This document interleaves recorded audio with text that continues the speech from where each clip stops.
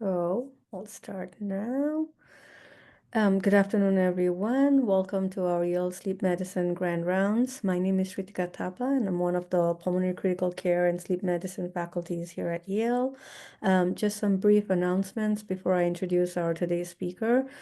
Please take a moment to ensure that you're muted. In order to receive the CME credit for attendance, please see the chat room for instructions. You need to sign up to get the credit, and if you've not done that already, you can send a message to Debbie Lovejoy.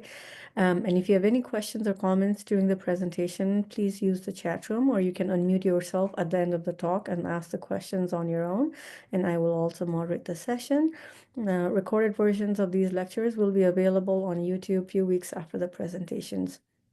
And I have the honor of introducing Dr. Alon Avidan, who is currently a professor of neurology at UCLA and also the director of the UCLA Sleep Medicine program in the Department of Neurology there.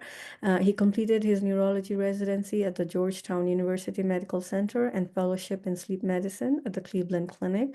He was recently awarded and he served as visiting professor of neurology education in the Department of Neurology at the Mayo Clinic College of Medicine in Rochester, Minnesota, and was also selected to receive the 2014 American Academy of Sleep Medicine Excellence and Education Award for his career contributions to education in sleep medicine.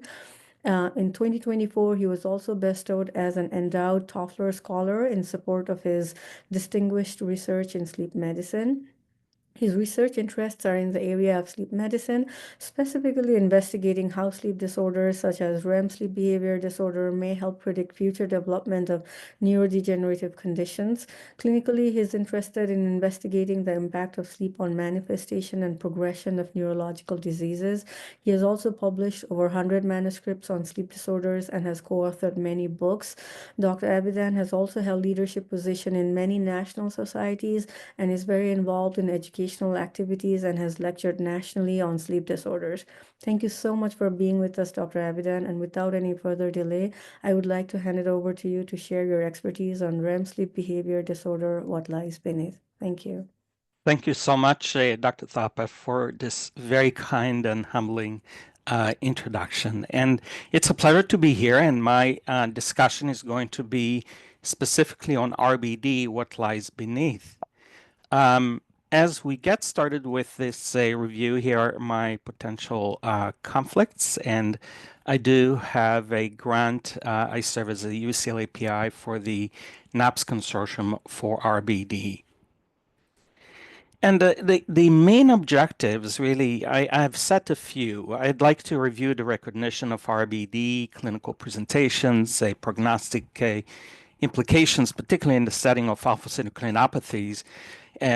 Briefly mention the diagnostic confirmation, although this I realize can be a full hour talk by itself, but really focus on a few cases that really surround the management strategies, because I think that's the area where a lot of people are not, they feel comfortable, but there are many different scenarios of how RBD manifests itself and the prognostic implications, particularly specific to prognostic discussions and disclosure, can become very, very tricky.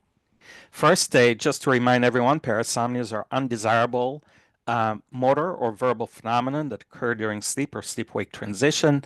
And we're specifically interested in REM parasomnias, where RBD, isolated sleep paralysis, and REM nightmares exist. And that the main symptoms, the main presentation here is towards the latter part of the night, second half of the night.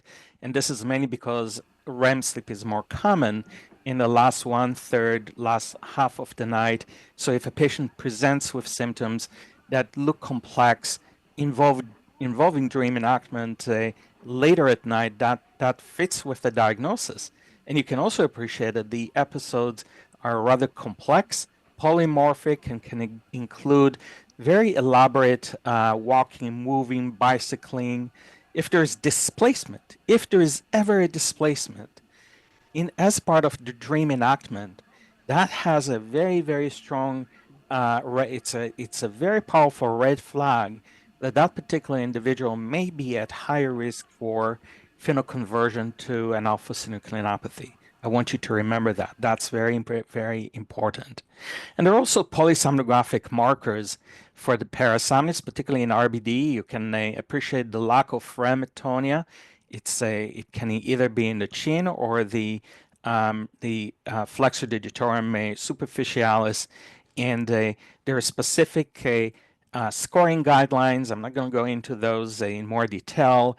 But you can appreciate with non-REM parasomnias, there's often an abrupt arousal with amnestic behaviors, sleep-wake motor behaviors are very periodic. They tend to disappear later at night, but they do come at a frequency that is about 1 to 3 hertz.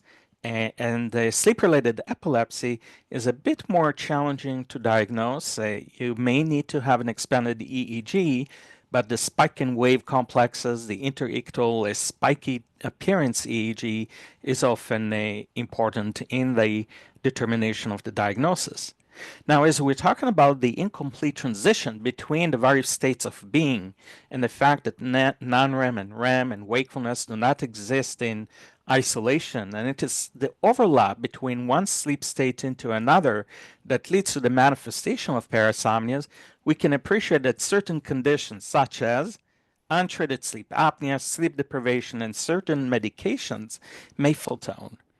RBD was initially uh, uh, it initially presented early on by Dr. Parkinson, who described a patient who truly had RBD with agitation and tremendous motion of the limbs occurring during sleep. Walt Disney's Cinderella in 1950 presented the first cinematography presentation of RBD, and it was not until 1986 that Shank Mahal and colleagues at the University of Minnesota published the first paper describing the condition. The condition was initially conceived by Jouvet in Lyon, France, where lesions of the dorsal pons produce an animal with a cat who had a paradoxical sleep without atonia, with dream enactment, and predatory behavior. And it wasn't until 2 decades later that RBD became known as its own sleep disorder based on this a landmark article in Sleep 1986. Since then, we've learned that the diagnosis really requires a defining of dream enactment behavior with diagnostic confirmation using polysomnography. This is the only parasomnia for which a sleep study is absolutely needed and required for diagnosis. That's a board question for the sleep fellows. This is a parasomnia. Out of all parasomnias, this is the only one that really requires that diagnostic confirmation. The episodes may last a few seconds, 30 seconds, beyond a few, beyond a minute or two is uncommon, and you're aware, of course, of the potential injury to the patient as well as the bed partner. In fact, when you look at the episodes and the risk of injury, most patients say have defensive behaviors. They're not really the aggressors. The patient often describes an intruder or animals that try to attack them and they're trying to protect themselves, and in so doing, they can experience an injury. Now, we know that RBD is really the tip of the iceberg, where phenoconversion to an alpha-synucleinopathy, particularly dementia with Lewy bodies, Parkinson's disease, and multiple system atrophy, is the potential and the result with time, and the prognostic evolution with a history of RBD. RBD is really a very powerful and very strong biomarker for the alpha-synucleinopathy. And I'm going to spend a little bit of time on the prognostic implications. So for all practical purposes, if a patient presents with RBD and does not yet have memory or cognitive difficulties and doesn't have markers of a movement disorder on physical exam, they most likely have isolated RBD. We used to describe isolated RBD as idiopathic RBD. Idiopathic is probably not the correct term because the fact that this patient say phenoconvert implies that there is more than idiopathic to the terminology. So isolated RBD is RBD in the setting of a patient without yet developing a neurologic condition, and then symptomatic or secondary RBD is when the patient has begun to experience and is now formally diagnosed with those alpha synucleinopathy diagnostic markers.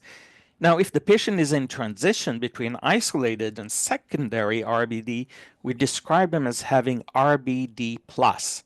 And RBD plus may describe individuals who have a isolated RBD and are reporting memory and cognitive difficulties or orthostatic hypotension without formally being having all the diagnostic features of PD, DLB, or MSA. The underlying pathology is presumed to be involving the lack of a pontin-mediated medullary inhibition of the spinal motor neurons with a expression of a muscle augmentation and lack of REM muscle atonia that is supposed to be mediated in the pons. So certain individuals who have a pontin glioma, multiple sclerosis, and demyelination in the rostral pons, particularly affecting the REM generating neurons, may present with a dream enactment in a setting of RBD. That's secondary or symptomatic RBD. But we know that initially and currently that the demographic features include individuals who generally tend to be older, who have aggressive behaviors with potentially injurious behaviors, and RBD is a very powerful, probably the strongest prognostic indicator for prodromal synucleinopathy. Now, I want to mention that there are probably two phenotypes of RBD. RBD that occurs in younger individuals less than age 50, where the phenoconversion is probably much less aggressive than RBD presenting later in age, after age 50, particularly after age 70, where the prognostic implications are stronger. And this is important because if you're seeing in clinic a patient in their 30s or 40s on serotonergic antidepressants, we want to be sure that we disclose the prognostic sign of this condition and emphasize less that there is a remarkable prognostic implication with what people have used to quote a 50 to 80% phenoconversion within 10 years. Nonetheless, RBD is a PSG proven RBD is the highest risk factor for any synucleinopathy to date, and it's a more powerful a predictor than any of the others that you can see here: constipation, anosmia or hyposmia, depression, bradykinesia, rigidity, or even the finding of a PET image, DOT scan imaging of a reduction of uptake in the basal ganglia. Now, I want you to remember four things about RBD. The first is that we have to have a consultation. We have to get very good history. And whenever I see these patients, I make sure that the bed partner is there. You want to have you want to corroborate and really have an observer who can give you information on the timing, the semiology, what is happening to the patient. Are they alert? Are they experiencing any recollection of their dream episodes? And the second C is, of course, to corroborate with a polysomnography, and that's a requirement for diagnosis. And the third C is management with clonazepam and melatonin is very effective in up more than 90% of patients. The fourth C is sometimes forgotten, and that's having a conversation with the patient about the implication of having this diagnosis. And this comes up often in that patients read about this condition and they want to talk about whether or not they may develop an alpha-synucleinopathy, or someone may have told them, oh, you have RBD, you're going to develop Parkinson's. So having a conversation about what the patient knows, what they wish to know, and really what you disclose about the prognostic implications is really critical, and I'm going to go into more detail in a little bit. And this particular individual, when he presented to see me, he had isolated RBD, and a few months ago, I received an email from his wife saying that she knew I mentioned the issues related to phenoconversion, and he has now been diagnosed with a Parkinson's disease in another institution. ICSD, sorry, the International Classification Sleep Disorders, TR, third edition, requires polysomnographic confirmation with a history of dream enactment or observation of dream enactment during polysomnography, absence of EEG epileptiform activity, and having no further explanation based on a sleep medical, neurologic, or mental disorder that may explain it. Now, if the patient has sleep apnea in the setting of, or sleep apnea presenting in dream as a dream enactment behavior, we want to be sure we treat the we treat the sleep apnea especially when we see arousals and elevation of muscle tone in the setting of untreated sleep apnea. So we have to have a polysomnographic confirmation with the presence of dream enactment. The RASWA, REM sleep without atonia, is that biomarker that we use. I want you all to really when you generate your reports, your polysomnographic reports, you should have a section that states whether or not the patient has REM without atonia. We do that all the time, whether the patient presents with a dream enactment or not, because so many patients now have RASWA in the setting of serotonergic medications, and it's really important to be able to document RASWA, because REM without atonia, REM sleep without atonia can predict and can be a potential marker for an alpha-synucleinopathy, even in the absence of dream enactment behavior. So having this data is very, very important. Also for longitudinal follow-up in patients who have RASWA, who haven't yet presented with dream enactment, and may present with dream enactment in the future, having this biomarker is important just to remind us to ask patients about the development of dream enactment established. In terms of management, safety is number one. Removing sharp objects, getting rid of sharp furniture, glass fixtures, metal fixtures around the bedroom area, alleviating aggravating factors, particularly if the patient is on a serotonergic medication that temporarily was associated with the development of dream enactment, is really critical. And the next step is really to work on, does the patient really require treatment? And that is really based on the frequency and the severity of their dream enactment. This is a patient on the right panel who came to see me at UCLA when I arrived in 2007 or so. And he brought a seatbelt and handcuffs, and this is how he used to go to sleep. Very, very they become extremely combative, and that dichotomy between the patient's characterization, their demeanor during the night as opposed to during the day, is very, very striking and aligned with the Dr. Mr. Hyde sort of analogy. So initially, when patients present without any neurologic conditions, and as we progressively, as we see these patients in clinic in time, we should all be looking for other development of orthostatic hypotension, anosmia, constipation. Ask if there are any changes in their gait, changes in their handwriting, issues related to forgetting names, forgetting or beginning to lose a executive function. And many times these patients say, not unless you ask them, may not know that these are potential symptoms of the evolution of the neurologic and potential neurologic progression of the leading to the development of an alpha-synucleinopathy. So before we embark on a specific treatment, a couple things to assess for. First is trying to get a little bit more collateral data about the frequency and the severity.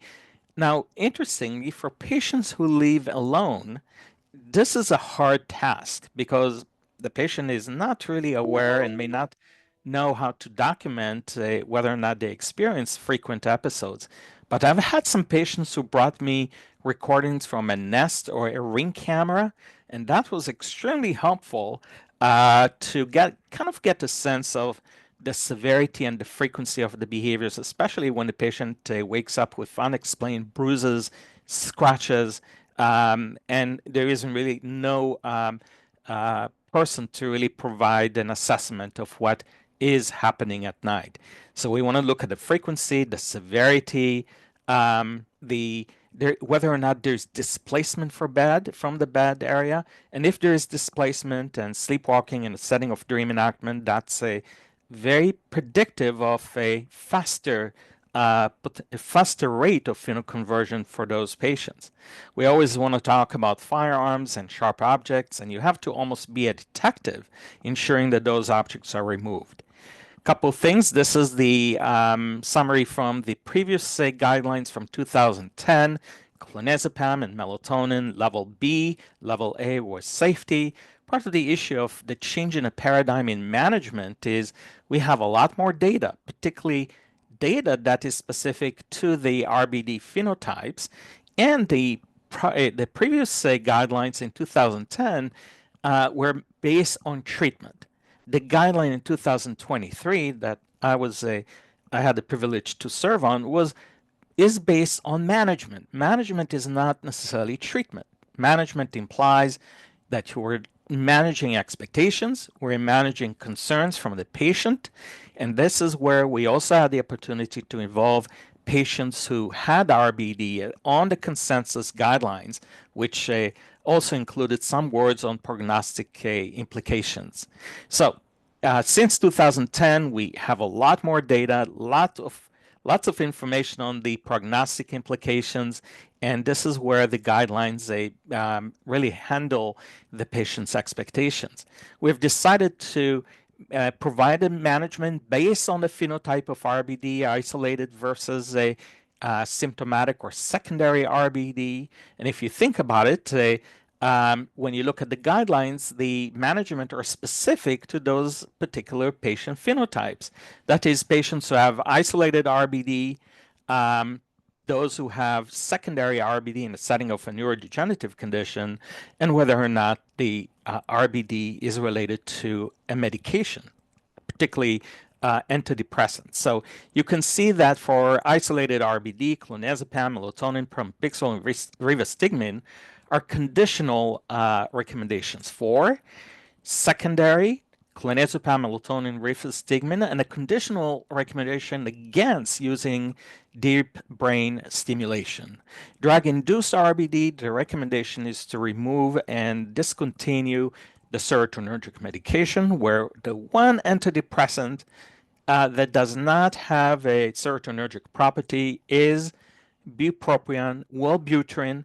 That's an important antidepressant to consider as a replacement of serotonergic drugs, and is a good choice for a patient with RBD that's made worse using a serotonergic agent, and it's also a good choice for patients who have RLS and PLMS related to due to serotonergic medication.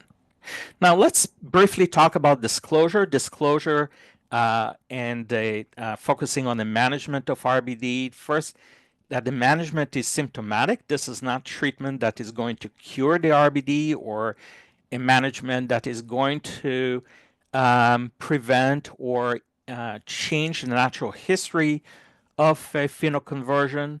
We want to, of course, disclose the prognostic risk associated with the phenoconversion if that's what the patient expectation is. And we want to mention that symptomatic management doesn't really impact phenoconversion. I have a few cases to go through. Here's case number one.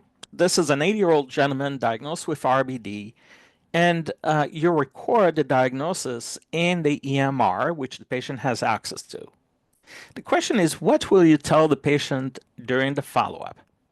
And here's where I'd like to have some audience participation. So if you have some thoughts here, please unmute yourself and tell us what you think. So there are certain choices here. The first is not to say anything. The patient is already age 80, may not present and may not present with an alpha-synucleinopathy. And the issue here is why worry him? Okay. The second B, choice B, is full disclosure. And the basis here is we should disclose a medical diagnosis with our patients. This, after all, is their data. They have access to it. And we should be very transparent in telling them everything. Choice C is that it depends. It depends on what the patient wishes to know. All right. So I'm going to ask people to let us know what they think. So feel free to unmute yourself.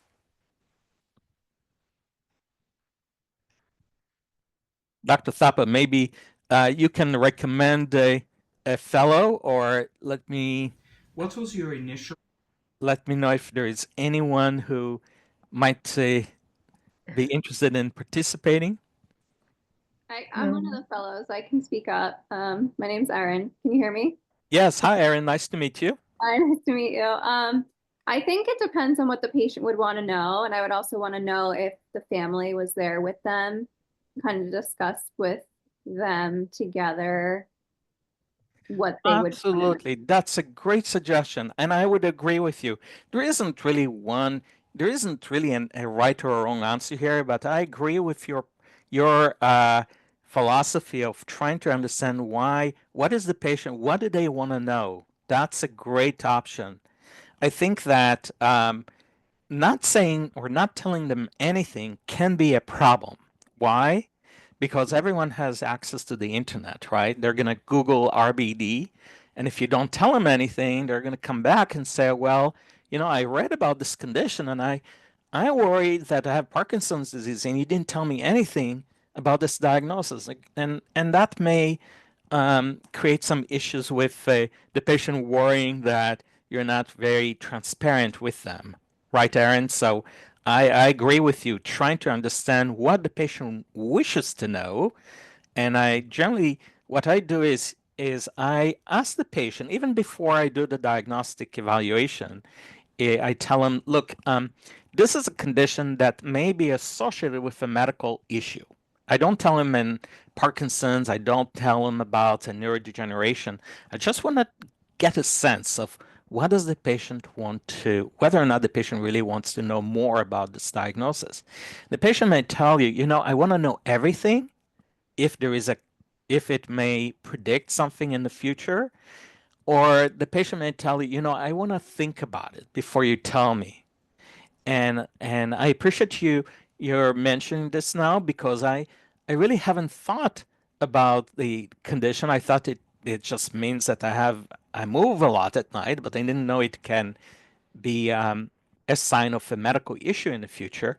So they may want to pause and think about it. And then most patients, in my experience, 95% of patients eventually they want to know. They want to know because um, if there is something that they can change, and if, for example, they knew about this condition and there was a clinical trial that focused on medications and neuroprotective medications, they may want to participate, and knowing about this condition would allow them then to become potential subjects in future neuroprotective clinical trials.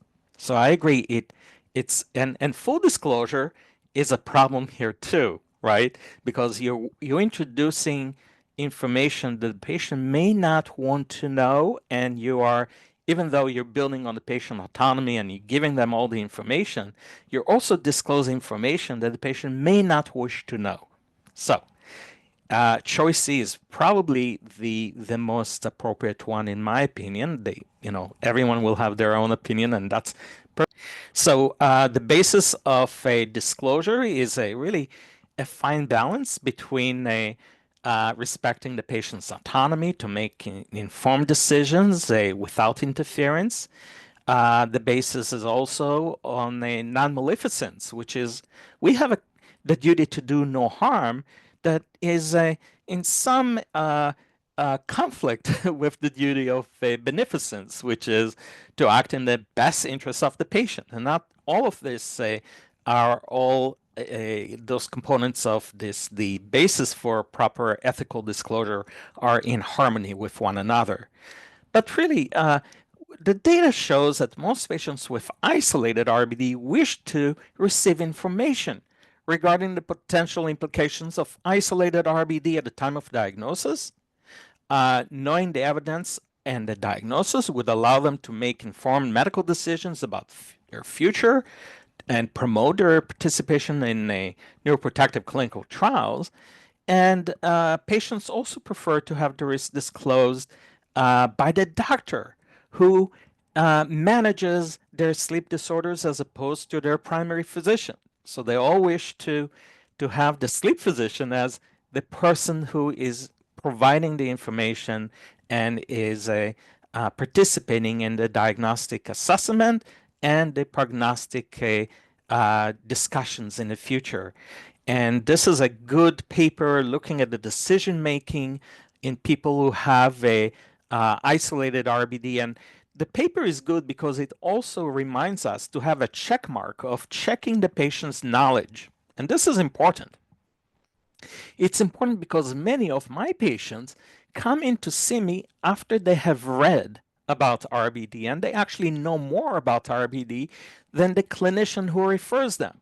And sometimes the clinician who refers them may not realize that the patient has RBD, and the patient tells them, look, I think I have more than just nightmares or sleep terrors. I think that this is a condition that could mean the potential risk for Parkinson's, and I want to get an evaluation by someone who may know more about this condition. And they teach the primary physician or the family physician about the condition. So they having an information about the patient's knowledge is really critical. I have a lot of patients who know a lot about this condition, and they read about it. They read about the research articles and the prognostic and the phenoconversion risks, and they often are very scared that when they read the older literature about the 50 to 80% phenoconversion, they're scared that they may develop Parkinson's disease, and that's why they're coming to see me. So one of the shared decision-making approach is to ask the patient whether or not they'd like you to share with them information about the prognosis of a potential medical condition that may evolve in time.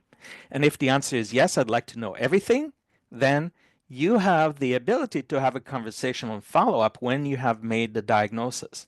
If the patient tells you no, then you don't have to you stop right there, and you may have a discussion later on if the patient prompts you to review with them more information. But when the patient says yes, then you can go through and ensure that they know about the potential risk of developing an alpha-synucleinopathy.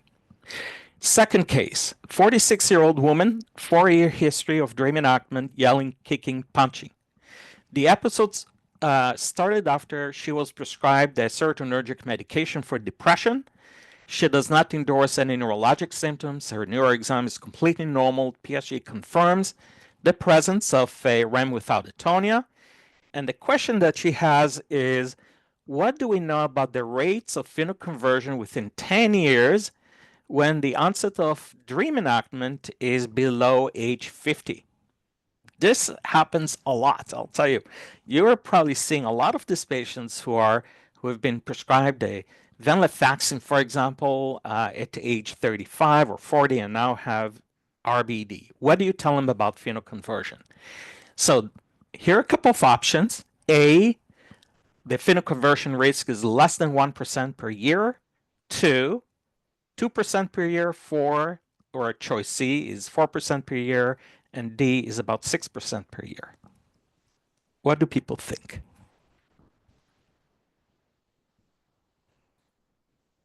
You can feel free to type in your answers too in the chat room.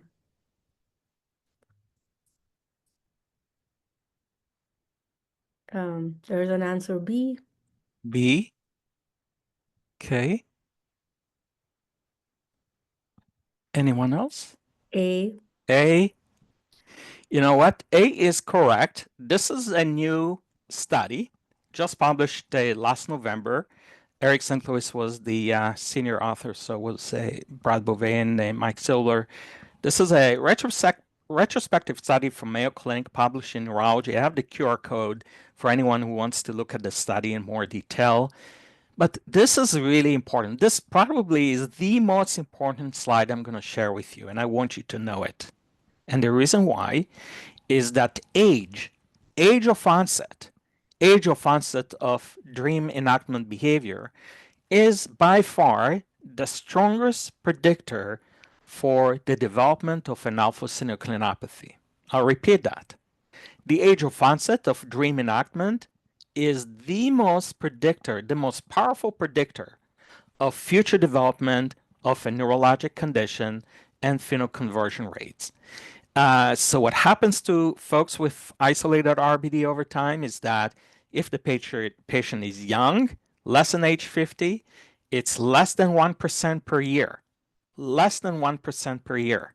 This is a lot better than telling the patient, oh, it's 80% within 10 years. So less than 1% per year, but then it gets a little bit stronger between age 60 to 70. After age 50 to 60, it's about 2% per year. 60 to 70 is about 4% per year, and after age 70, it's about 6% per year. Or in summary, less than 1% below age 50, less than 3% below age 70, and more than 6%, or roughly 6% per year after age 70. So that's an important piece of data, because when you look at all the other prognostic studies, they involve the older individuals. The study I quoted to you from last November is based on a younger age of a presentation. The other one, the last case I'm going to present, so we'll have some time for Q&A, is a 33-year-old woman with an incidental finding of RASWA. She has no dream enactment. The patient is on a serotonergic medication for depression. She does not endorse any neurologic symptoms, and her neuroexam is completely normal. What would you say at this point? A, you will not say anything about that is no disclosure of future risk of neurodegenerative conditions, okay, knowing that this is what you see on the PSG. B, full disclosure of the future risk of neurodegeneration. Or C, safety intervention and longitudinal follow-up. What do people think?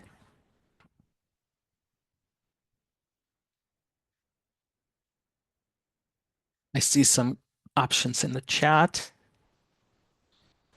Some people say C. 2 are for C's. I like that. 3 say, all right, that's great. I agree with choice C. So Cassandra, Singh, Morgan, all chose C, and I agree with that. So I'll tell you why. 1 second. So when you see RASWA, REM without atonia, in the absence of dream enactment, you don't have a diagnosis of RBD yet. However, this is a patient who may develop dream enactment in the future. So telling the patient, look, I found something on your sleep study, and this is, I want you to let me know if you ever start having activities at night, or you ever develop activities where you're acting out your dreams. And I think that is the perfect solution, because you're not telling them anything about, oh, don't worry about it, and you're not worrying them with the diagnosis of RBD and the implications for neurodegeneration. But what you are saying here is we need to have a longitudinal follow-up, because in the future, if you were to develop dream enactment, the diagnosis will change, and we'll have to have more of an in-depth discussion about what this means. But for now, I want you to remove sharp objects from the environment and let me know if this ever changes. So I would see them for follow-up yearly, just to follow up this finding, which I think is a very, very reasonable solution. The last thing I want to show, and this is I'm just going to skip this, is that narcolepsy, where you have the presence of a SORM on the PSG. This is a 17-year-old who had 6 SORMs, actually 5 on the MSLT. 1 was a PSG finding of a SORM of 3 minutes, and the patient had dream enactment behavior with RASWA. And I just want to remind everyone that RBD in the presence of narcolepsy is never predictive of an alpha-synucleinopathy, and it probably represents the degradation and the abnormalities of REM sleep control as opposed to being related to the future development and risk of an alpha-synucleinopathy. So if you see young individuals with narcolepsy and RBD, that has no relationship whatsoever at this point to the future development of an alpha-synucleinopathy.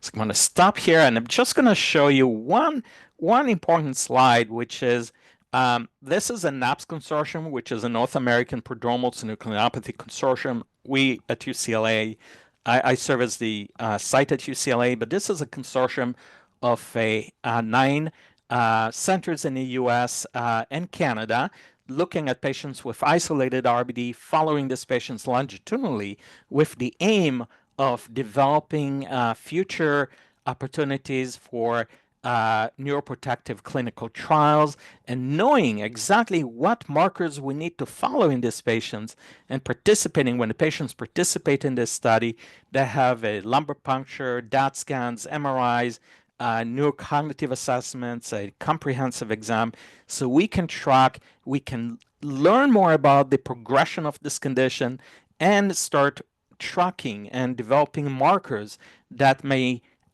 be a predictor of a future development of a neurologic condition. So just to give you a sense, the data previously shows that the hazard rate of abnormal olfaction, for example, is 2.6. Abnormal motor testing, 3.5. REM without atonia, 1.6. Abnormal DAT scan, 3.2. So when you start adding those risk factors together, you have a very good and you have a potential fingerprint and the idea of how the patient will evolve in time. And I think that's very, very helpful as we begin to think about neuroprotective trials and knowing exactly what we need to monitor as a potential areas of improvement and resolution. So I'd like to just end that yesterday is a history, tomorrow is a mystery, but today is an opportunity. So with that, I'd like to thank everyone and open the floor for our Q&A. Thanks so much. Thank you so much, Dr. Avidan. Thank you so much for this fantastic and a very interactive presentation. Let me see if we have any question here. There is one question from Scotty Makubin. Where do sign 1 skin biopsies fit in with the diagnosis? Yeah, Scott. So very important. So there are currently skin biopsy studies that can be done commercially. I think that they're very, very strongly associated and can be used in putting or inviting patients to talk about a progression. The skin biopsies, together with a sleep study, together with DAT scan, can probably increase the diagnostic threshold and confirmation, but we don't yet have a good study that tells us, okay, if the patient has a skin biopsy at a specific age with other prognostic indicators of their future phenoconversion rate. But it is one additional biomarker in addition to smell testing, orthostatic hypertension, aneurysm or nocturia, DAT scans that can help improve the precision in making a diagnosis and potential discussions of phenoconversion. We just don't yet know specifically what to tell patients if the skin biopsy shows an alpha-synucleinopathy at particular age of a presentation, but very important, and more on that. There'll probably be more studies in the future. There is another question from Ricardo. The lower yearly risk is maintained throughout the decade, or is it at example 70 years if they also develop 6% risk for a year? So it is 1% for per year. It's not cumulative. It's 1% at the particular age of presentation. Ricardo mentions, even if the younger patient has a lower yearly risk, does it accumulate after that many years, and the risk of a lifetime begins to be the same as an older person who presents? So this is the starting point is really at the age of onset. So it doesn't change. For example, if you develop a dream enactment at age 30, the risk is still 1% per year. It doesn't go to 6% per year for that particular patient when they reach age 70. Here's another question. If a patient reports that melatonin is worsening their dream enactment, or it gets better with stopping melatonin, is that a sign that the RBD diagnosis may be incorrect? I'd like to answer that by saying that we do have reports of patients on melatonin in which the dreams become more vivid. That is not an indication that you have made the wrong diagnosis. That's not how would I interpret it, but I would interpret it as maybe the patient is A, sleep deprived, B, what they're experiencing is probably REM sleep rebound, and I would like to make sure that if this is on a night in which they are catching up on sleep, for example, on the weekend for a lot of folks who are younger, that may be, and I would explain it on the basis of REM rebound. And I would probably try maybe a lower dose of melatonin. I would also like to make sure that the patient is not using alcohol, because alcohol and individuals who have a few drinks and may not realize that may have an impact on REM sleep, where you have more REM rebound later during the night as a basis of the abnormal and worsening of a dream enactment. Question, is methadone or illicit substances related to RBD or dream enactment? The answer is no. We haven't heard of substances or pain medications or opioids worsening RBD. However, if the patient has central sleep apnea or development of a worse sleep apnea in relationship to in the same setting of having RBD, that the dream enactment may be a product of fragmented sleep in relationship to untreated sleep apnea. Another question from Joseph Kulas. While I understand the desire to provide patient autonomy in medical decision-making, how do you balance the need for them to be aware of a potential impact of the decision capacity given the risk of cognitive decline as a disease progresses will impact their ability to make a plan, their own care, as well as the family members? Great question. And this is, Joseph, a question that should be posed to the family members who bring the patient in.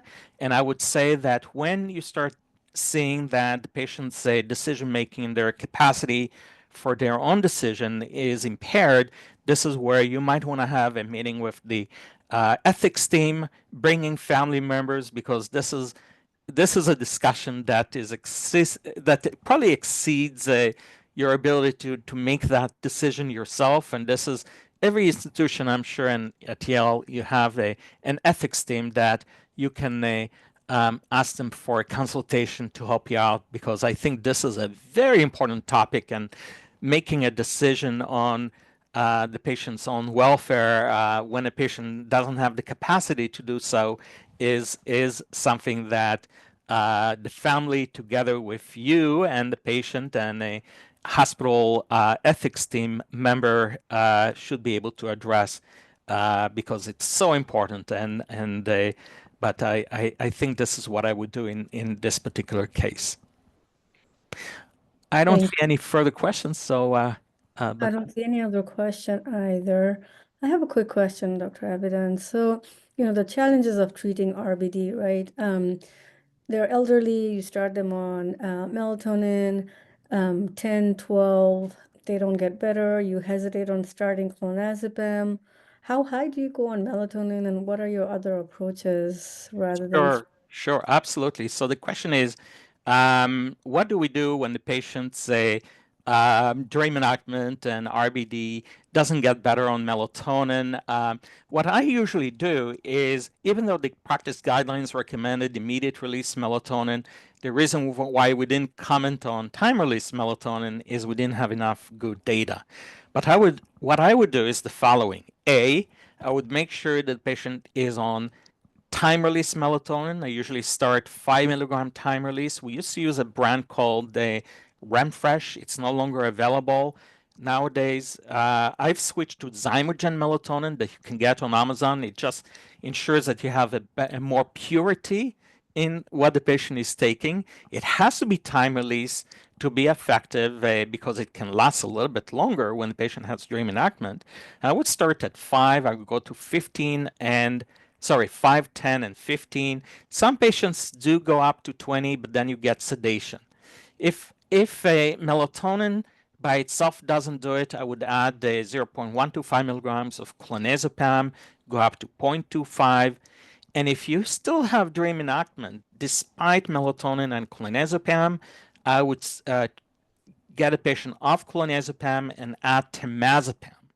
With melatonin and temazepam, I've seen the best efficacy for patients refractory on melatonin or a combination of melatonin and clonazepam.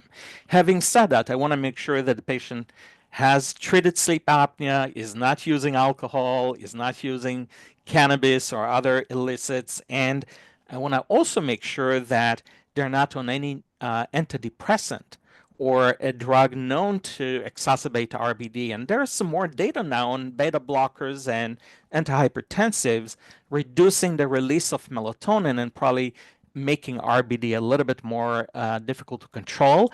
There is some data on Romeltian. This was a question in the chat. However, Romeltian hasn't shown to be better than melatonin, even though it's more specific to the endogenous melatonin receptors.